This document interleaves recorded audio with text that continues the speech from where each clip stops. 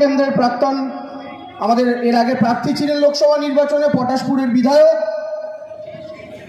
যুব সভাপতি উপস্থিত আছেন, ব্লকের সভাপতিরা উপস্থিত আছেন, আজকের অনুষ্ঠানের সভাপতি থেকে শুরু করে সঞ্চালক থেকে শুরু করে সকল নেতৃত্ব যারা এখানে আছেন, আমি প্রত্যেককে অভিনন্দন শুভেচ্ছা জানাই একত্রে।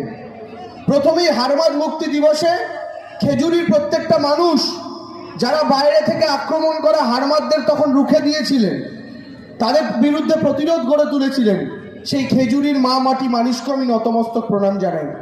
কিন্তু তফাৎ একটা হয়েছে, সেদিনের হারমাদগুলো, সেদিনেরই সিপিএম গুলো ক্ষমতা থেকে যাওয়ার পর তাদের মনটা চিরবির করছিল, হাওয়াই চটি পড়া মেয়েটা আমার বাপ কাকাদের সাম্রাজ্য ঘুচিয়ে দিয়েছে, কি করব। কিন্তু তারা লাল ঝান্ডা ধরে তো দিদির বিরুদ্ধে আর লড়াই করতে পারছে না, কি করবে উপায় খুঁজছিল। হঠাৎ করে গুজরাট থেকে, উত্তরপ্রদেশ থেকে একটা পার্টি এলো, নতুন একটা সিম্বল নিয়ে এলো, পদ্ম ফুল। ওরা ভাবলো কাস্তে হাতুড়ি তারার চিহ্ন ধরে মমতা ব্যানার্জিকে আর হারানো যাবে না, তাই পদ্ম ফুলের ঝান্ডাটা ধরি।